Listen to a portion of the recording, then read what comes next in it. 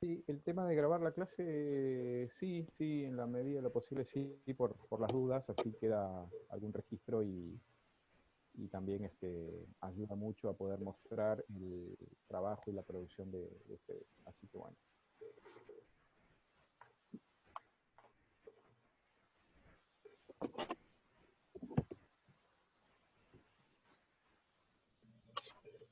Ahí se ve. Sí, se ve. Sí, ahí está bien. Se ve y se escucha perfecto. Buenísimo. Bueno, ¿ya empiezo? Sí, dale. O si quieren, Sí, ¿ya dale. estaría? Bueno, entonces empiezo. Bueno, nosotras elegimos el tema de los actos humanos y de la libertad, y en el trabajo comenzamos hablando sobre el concepto de existencia humana que establecía Eric Fromm en su texto El miedo a la libertad, donde establece que la existencia humana y la libertad son inseparables desde el principio. Establece esto ya que decía que cuando la persona se separaba, o sea, cuando se separaba de los mecanismos hereditarios, cuando los dejaba de lado, eh, comenzaba a obrar y a elegir por cuenta propia. La ética va a buscar ayudar a la persona en su obrar y a definir su ser. Entonces, para esto va a establecer el concepto de actos humanos, que son aquellas acciones conscientes y voluntarias que se rigen por las facultades de la inteligencia y de la voluntad libre. Los actos humanos, por lo tanto, son actos libres, y cuando se habla de libertad se hace referencia a que la persona es dueña de sus propios actos. Y por lo tanto está esta idea de soberanía personal, donde ahí el power, ahí está. Está la idea de esta soberanía personal, donde la persona es dueña, o sea, de sus propios actos, y actúa mediante una voluntad propia, o sea, elige a partir de su propia voluntad. Se funda su fundamento es la dignidad humana, que como consecuencia de esto, cualquier forma de esclavitud es un atentado contra dicha dignidad. Y bueno, nosotras, para representar las problemáticas que pueden surgir en cuanto a los actos humanos y la libertad, establecimos la problemática del consumo de drogas que genera en la persona que, si bien al principio la persona elige comenzar a consumir, o sea, lo hace por voluntad propia, luego se forma una adicción que termina privándolo de su propia libertad y deja de ser consciente y de sus propios actos. Por lo tanto, genera una dependencia física y psíquica que, termina generando unos graves problemas a lo largo del tiempo. Bueno, la libertad implica ser responsable, renuncia y riesgo. Son tres aspectos de la triple R que modifican la toma de decisiones de la persona. Y esto puede traer consecuencias placenteras o no placenteras. Como primera instancia está ser responsable, que es como una característica de la vida libre humana, y que implica que yo responda por la elección que hago. Hay un autor, es Ludwig Bartel, que habla del hombre mundo Dios, y dice que solo un sujeto libre puede ser responsable, porque solamente un sujeto libre puede querer también la acción contraria, solo aquel que es libre puede ser responsable, y solo aquel que es responsable es y debe ser también libre. La esencia de la responsabilidad incluye la libertad, la esencia de la libertad incluye la responsabilidad. Yo como sujeto responsable soy libre, y yo como sujeto libre soy responsable. O sea, aceptar esa responsabilidad también me da angustia, porque estoy eligiendo, y si yo no eligiera, dejaría en manos de otras personas que tomaran decisiones por mí.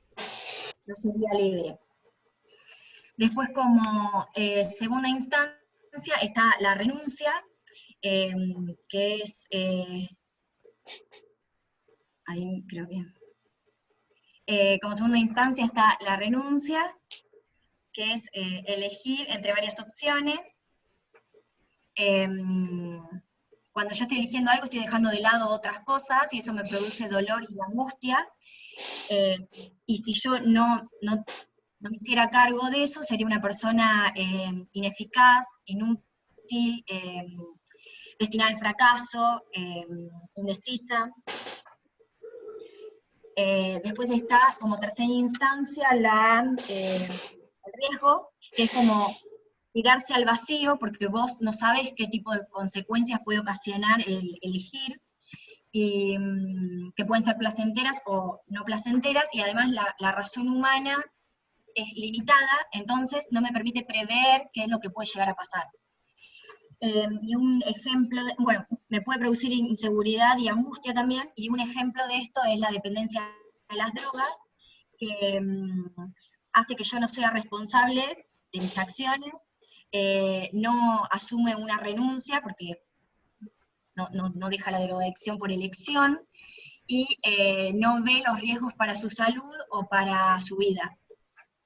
Después, el término libertad es como muy complejo para ser definido, pero se divide entre libertad de querer y libertad del obrar. Libertad del obrar es que yo mis deseos los puedo volver acciones, y eso es un querer hacer. Y eso implica que yo tenga que luchar y defender esa libertad, que es una característica de los derechos de los hombres, y eso está en la instancia externa, todo ese querer obrar. Y después está el querer, la libertad del querer, que es una instancia interna, que es elegir lo que quiero, y eso me vuelve que tengo una autodeterminación de la voluntad, y si yo no tuviera eso, no tendría el rasgo de como ser humano.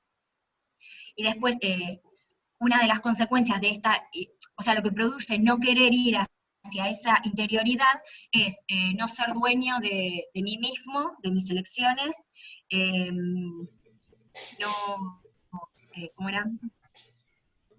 No puedo elegir, no soy dueño de mí mismo, como consecuencia puede el exterior, como elegir por mí, como por ejemplo ideologías, publicidad, moda, etcétera, y además es un querer que no es genuino ni libre, ni auténtico.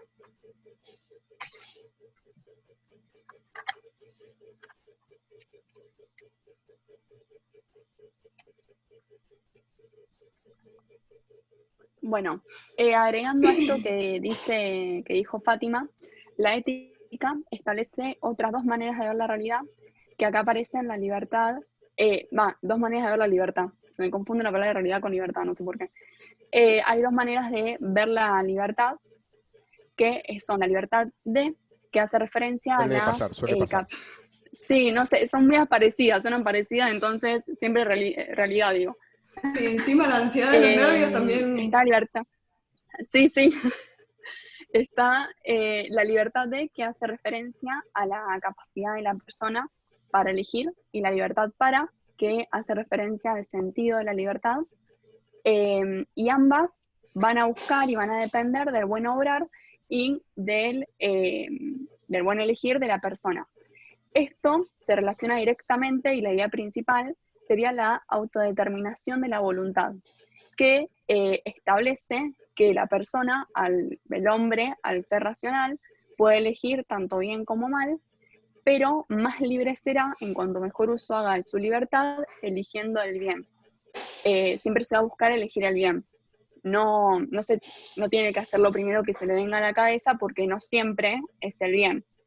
Que bueno, eso también se relaciona un poco con nuestra problemática de la adicción, que al perder un poco la libertad y la conciencia de sí mismo bajo los efectos de la droga, se produce esto de que no piensa en el bien y en el mal, no los diferencia.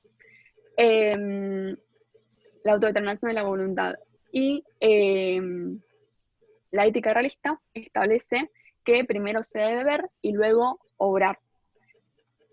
Puede pasar que el hombre se confunda o cometa un error pero esto no debe ser visto como un fracaso, sino que más bien debe entenderse como un aprendizaje para poder en un futuro seguir buscando lograr, para poder conseguirlo en un futuro. Y bueno, en relación con nuestra problemática del consumo de drogas, se termina generando una dependencia esclavizadora y esclavizante y despersonalizadora que termina generando que la persona deje de elegir el bien, en realidad no tenga diferencia entre el bien y el mal, por lo tanto actúa por lo primero que se le viene a la cabeza y no termina siendo ni un bien para sí mismo ni para sus semejantes. Bien.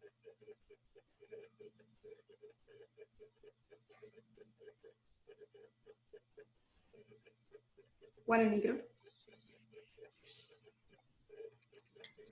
Bueno, como veníamos hablando, esto de tener, de elegir en realidad es la libertad puesta en acción. Esta elección es puramente la libertad. Y nosotros cuando hacemos esta elección, indudablemente tenemos que decirle que no a algo. Tenemos que elegir entre dos posibilidades. Y entre elegir una y la otra, estamos cerrando puertas, por así decirlo, como dice el texto que trabajamos en clase, a otras posibilidades. Le estamos diciendo que sí a una cosa y aparejadamente a eso le estamos diciendo que no a un montón de otras cosas.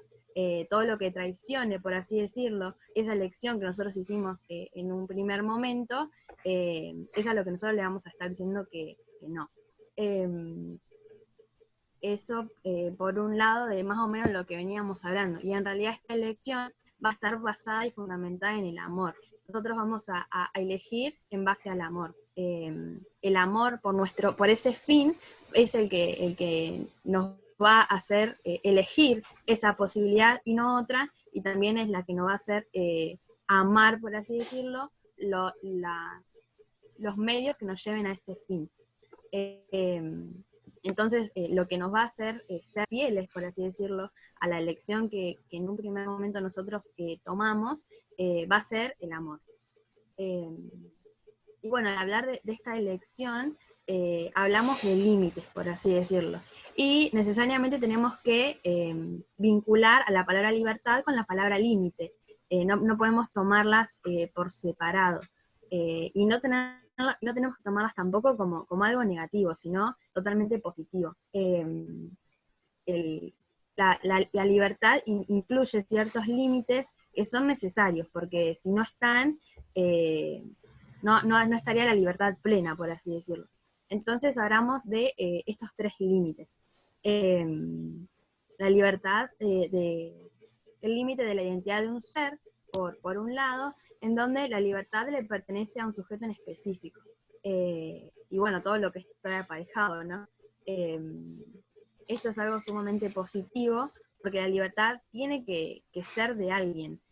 Si no es de nadie, como que carece de sentido, no existiría. Entonces, si no hay un sujeto que porte, por así decirlo, esa libertad, la libertad dejaría de tener sentido. Entonces, este límite, la libertad sea de alguien, de un sujeto en específico, es sumamente importante y es sumamente necesaria. Y vinculándola un poco con lo que es la problemática de adicciones que nosotros elegimos, la persona con una conducta adictiva no tiene el control de sí mismo, a veces no puede controlar sus propias conductas. Entonces, en algún punto pierde esa libertad, ese poder controlar sus propias conductas, y hace que de alguna forma pierda la libertad en el obrar por no poder autocontrolarse debido a la influencia de las drogas, vendría a ser en este caso. Eso con respecto al primer límite, que es el límite de la tendencia, del límite a la identidad de un ser.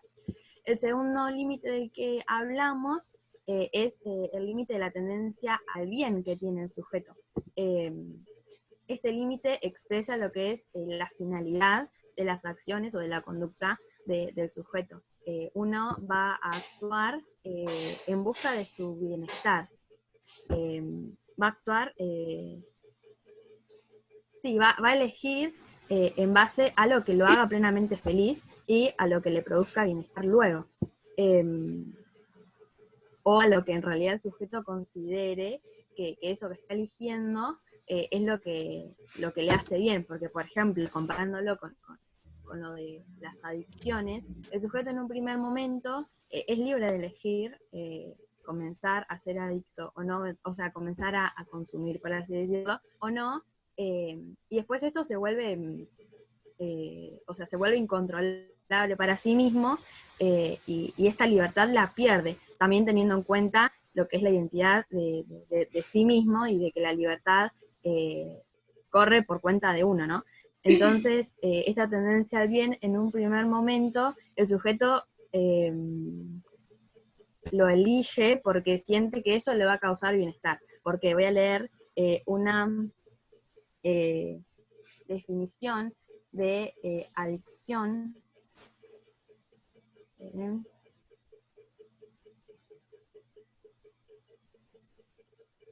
La adicción se define por la necesidad imperiosa de realizar una determinada acción buscando placer, euforia o alivio de ciertas sensaciones placenteras, aun sabiendo que a medio y largo plazo dicha conducta produce efectos negativos a diferentes niveles. Entonces, se afirma, por así decirlo, esto que yo venía diciendo, que veníamos trabajando con las chicas también, esto de que en un primer momento el sujeto que empieza a consumir está eligiendo eso justamente porque siente que eso es lo que necesita y lo que le va a hacer bien para poder aplacar todas esas sensaciones displacenteras de su vida cotidiana, vendría a ser. Y bueno, pasando al último límite, que es el límite de la realidad propia y ajena, esto tiene mucho que ver con que nosotros vamos a elegir y vamos a tomar nuestras decisiones, nuestras elecciones, en base a la realidad y a nuestra propia historia. Y esto nos condiciona un montón. Y particularmente con lo que tiene que ver con la problemática, es uno de los ejes fundamentales de esta problemática. Porque muchas veces el entorno, la misma realidad del sujeto que comienza a consumir, lo llevan necesariamente a eso. A veces no, pero muchas veces sí, y eso es un factor decisivo, el hecho de la realidad y de su propia historia y del entorno y demás. Así que más o menos eso quería compartir.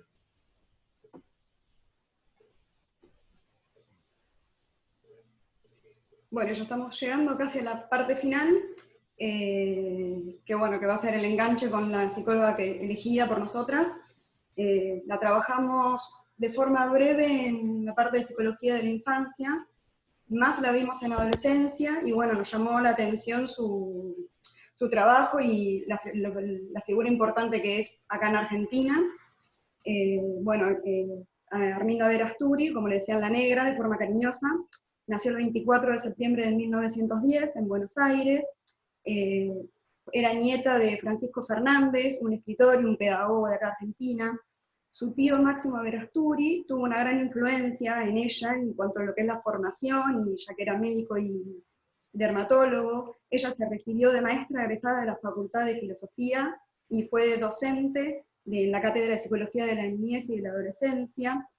En 1937 se casa con otra figura súper importante en la Argentina, el doctor Pichón Rivière, que fue socio fundador de la Asociación Psicoanalítica Argentina, figura recontra importante, junto con Ángel Garma, que eran los dos socios principales. Y ella con él trabajó y hizo un análisis didáctico con él, y a ella en el año 48 se la designa miembro adherente de la APA también, con la presentación de dos trabajos re importantes: el psicoanálisis de un niño esquizofrénico y Fobia a los globos de una niña de 11 años.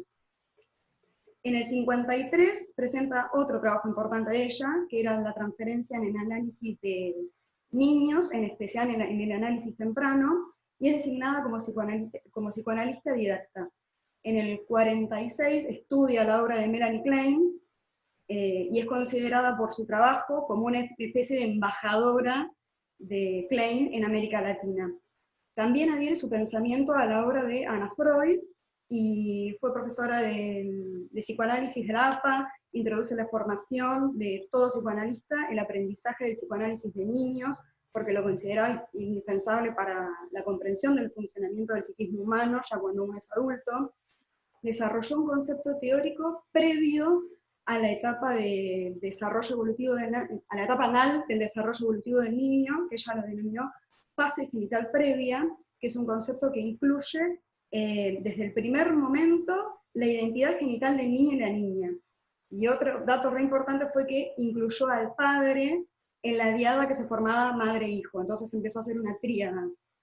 Después, bueno, su interés en lo social la llevó a formar en la escuela para padres, que la tenían tanto en su consultorio como en hospitales y en la universidad, y el 24 de noviembre de 1972 decide quitarse la vida luego de una larga enfermedad que tuvo que la aquejaba. Nosotros... ¿Juan, me cambias? Nosotros lo que vimos a través de todo el trabajo y cómo lo relacionamos con Arminda fue que las drogas generan tanto toxicidad como adicción. La toxicidad es dañando al organismo y la adicción es lo que lleva a la pérdida de la libertad, esclavizando al sujeto que consume. Y si tenemos en cuenta esto, que la adolescencia sobre todo es una etapa muy crítica en relación a esta cuestión de que acceden más, no sé si acceden, sino como que son más vulnerables a las drogas y a estos comportamientos también de transgresión que tienen los chicos. Es una edad súper crítica porque al entrar al mundo de los adultos, como establece Arminda, significa para el adolescente la pérdida definitiva de su condición de niño. Es una etapa de gran importancia en la vida de las personas y se suceden distintos cambios corporales como psicológicos. Lleva a una forma de relacionarse con los padres y la sociedad nueva, completamente nueva, distinta, por esto mismo que deja de ser niño y pasa a ser adolescente, y elabora distintos duelos, que son el duelo por el cuerpo del niño, el duelo de la identidad infantil que pierde, y la relación con los padres de la infancia.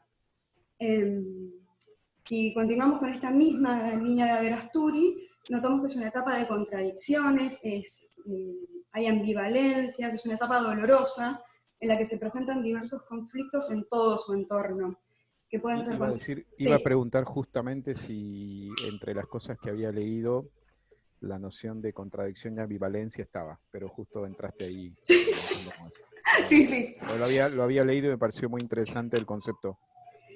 Sí, es esto mismo también que lo genera, esto que es un nene todavía, pero entra en el mundo del adulto, es un pobre chico, pasa por un momento complicado.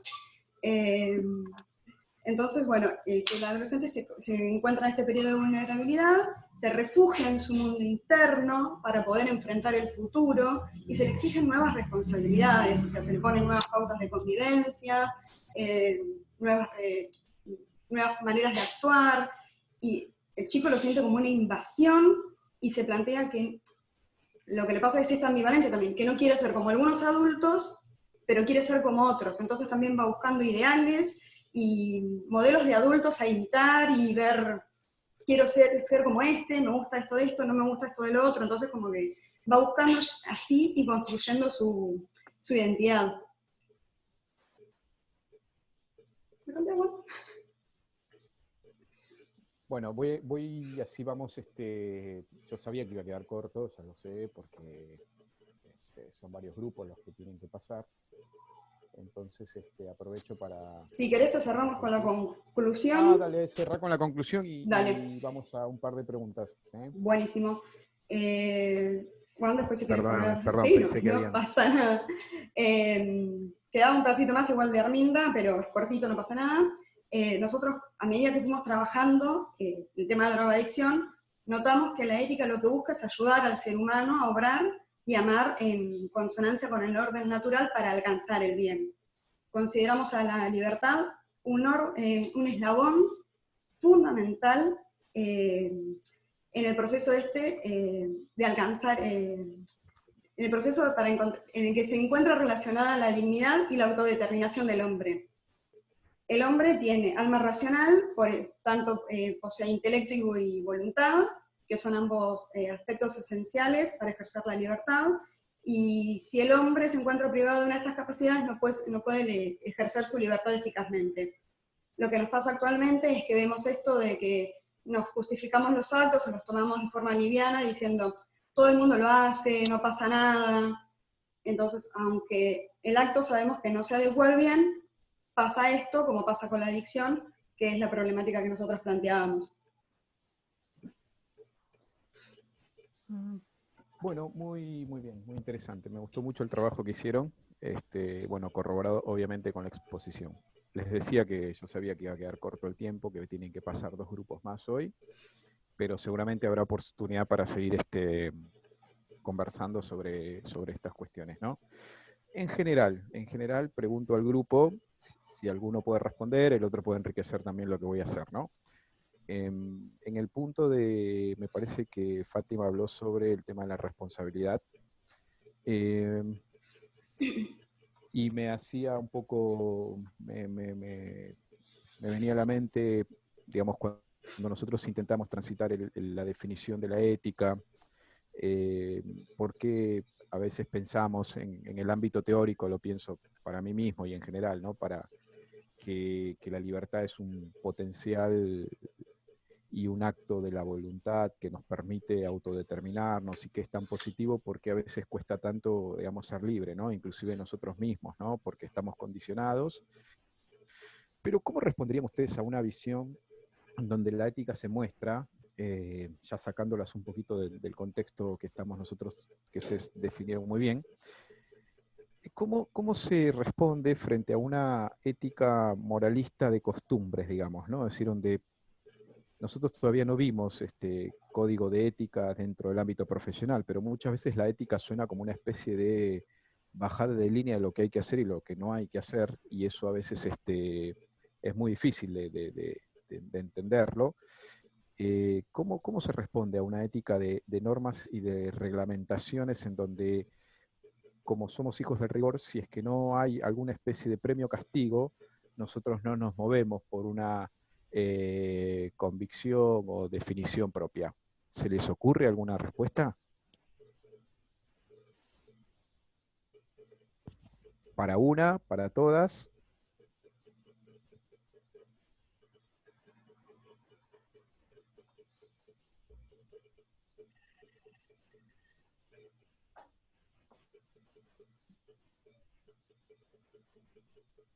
¿Repito la pregunta? Sí, Sí. porque veo como que me perdí. La pregunta es, frente a una visión moralista, Sí. de control, de normativa, Mm. de reglas, de esto sí, esto no, parece ser que la ética es como una mochila en donde nosotros constantemente estamos moviéndonos por las referencias de premio-castigo, digamos, ¿no? ¿Cómo se responde? Sí, no sé si Fátima, también Lucía habló de la ética realista, digamos, ¿cómo se contrarresta esta visión y por qué es positiva esta idea de los límites? Y si Y no, porque cada también uno se también relaciona, claro. Sí, cada uno haría lo a que lo que querría. quisiera. Sí. Claro, sería un poco eso. También se Es relaciona para un poco con mantener esto un del deber orden. ser. Claro, con esto del deber ser que se funda en el ser y que busca un poco el orden de Sí, yo eso me que se quedé. Además, impone. el hecho de que uno actúa y también tiene que respetar la libertad del otro. Entonces, si no hay algo que rija, por así decirlo, de hasta dónde puedes ir y hasta dónde no, de una manera positiva, claramente, porque todos seguimos siendo libres, pero hasta que entra la libertad del otro. Entonces, también corre un poco eso de respetar nuestra libertad y respetar también la libertad de la otra persona. Sí, yo me quedé pensando en esto que decías del código de ética nuestra profesión. Mm.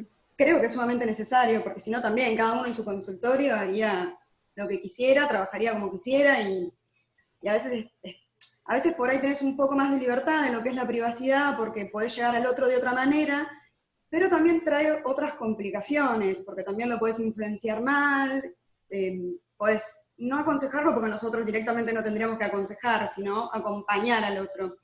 Pero sí, como que sería una influencia media complicada de llevar.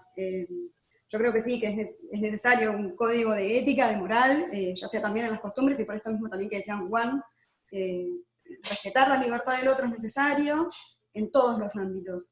Respetar también las creencias y las ideas y las opiniones del otro, qué sé yo.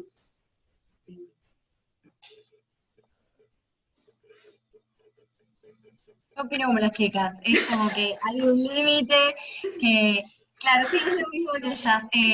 Mi libertad me permite elegir a mí hasta cierto punto, pero después está la libertad del otro de elegir y yo no puedo entrar en ese terreno. También esto también se relaciona un poco con esto que yo dije sobre la problemática que elegimos del consumo de drogas, que no termina siendo ni un bien para la misma persona ni para los semejantes, porque en cierto sentido también termina influyendo en la sociedad y en todo sentido. Porque Sí, si la afectando. persona, no sé, ya comienza a robar o a hacer algo para adquirir la droga, capaz es un ejemplo muy extremista, pero ya también empieza como a abarcar la parte de otro, Los que no afecta. estaría bueno, Sí. lo afecta. Bien, muy bien, muy bien, muy bien. Bueno, repito, da para mucho más, el tiempo es corto y seguramente requiere una discusión mayor en otra instancia capaz, ¿no? Bueno, hago mi evolución del trabajo y la exposición. Muy bien el trabajo, me gustó la relación que se hizo porque no es que ustedes superpusieron definiciones éticas con el miedo a la libertad, con Averasturi, con como una especie de resumen, sino que me parece que encontraron el sentido de la relación de los textos, y eso también es positivo porque un tema se conectó con otro. Eso me gustó mucho en el desarrollo de la presentación del tema.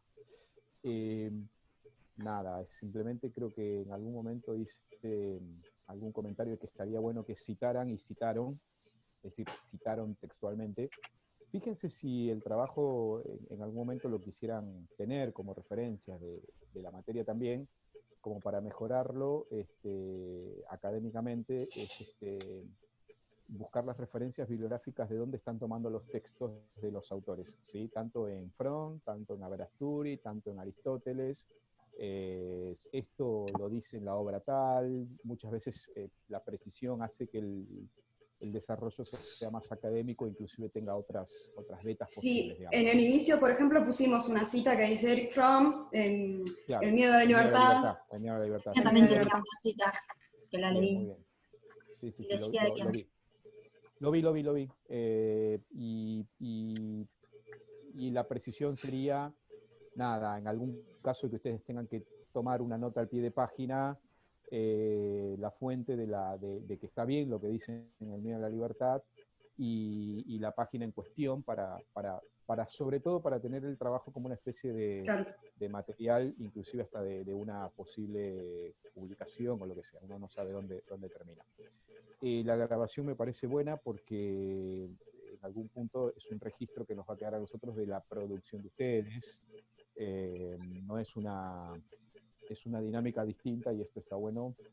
No como algo que tiene que ser puesto, bueno, la mejor grabación la subimos, pero hacemos esto y mostramos esto, digamos, ¿no? Y eso me parece que hay que transparentarlo de alguna manera como nos sale, digamos, ¿no? A veces suceden estas cosas, ¿no? De que primero hay que guionar, después hay que ponernos de acuerdo cómo lo vamos a hacer, después hay que tener conexión, y esto también forma parte un poco del aprendizaje nuestro. Entonces nosotros mostramos un poco lo que hacemos. Entonces la grabación es algo que inclusive a mí me gustaría subirlo al aula virtual, para que si alguien entra, mostramos un poco lo que estamos haciendo. A mí, por Yo no sé si... ejemplo, una de las Sí, chicas me lo pidió, me dijo, por favor, graba el Zoom, que quiero ver cómo trabajaron. claro. Es más, Sí, está perfecto. Está si perfecto. querés Yo no sé el si... Sí, yo no sé Power, si ustedes tienen... Sí, va con el... mándamelo también. Yo no sé si ustedes tienen un canal donde puedan linkear, porque como los archivos son pesados, a mí lo que me cuesta de subir las grabaciones de la clase no es tanto subirlo, porque yo me siento en el armado de la plataforma. Lo que pasa es que tengo que convertir el archivo, mandarlo a un canal y del canal de YouTube linkearlo a la plataforma. Y eso es un laburo que a veces me demora un poquito. Pero si alguna tiene, lo único que tiene que hacer es mandarme el link para que yo lo pueda subir al aula virtual. Y si no, me mandan el video, yo lo subo a mi canal y después lo mando el link, lo mando a la... Pero a mí me facilita mucho la rapidez operativa, ¿no? Claro. Cuando yo tengo el link, directamente ya está, yo lo subo. Así que eso fíjense, pero me parece que estaría bueno subirlo. El Power mándemelo y después seguimos charlando del tema, ¿sí? Después voy volcando el tema de las notas, ¿sí? Así que bueno, felicitaciones y para adelante. Es así. A mí me gustó mucho el trabajo y la exposición también. Muy bien armado y muy bien guionado, por sobre todas las cosas. Listo. Bueno, Jorge, nos veremos entonces. En un minuto me espero otro grupo, así que, Sí. bueno, no, en 2 minutos. Así que cualquier cosa seguimos conversando. Ya voy a subir material seguramente al aula para seguir trabajando en la medida en que la semana que viene esté con otro grupo para que ustedes sigan trabajando. Y Listo. lo que nos quedará será administrativamente ver cómo cerramos la cursada y lo que se viene, que son los finales. Bueno. Éxitos. Listo, Buenas nos semanas. vemos. Gracias. Gracias. Gracias. A Chao, ustedes. hasta luego. Gracias. Chao. Chao, chao.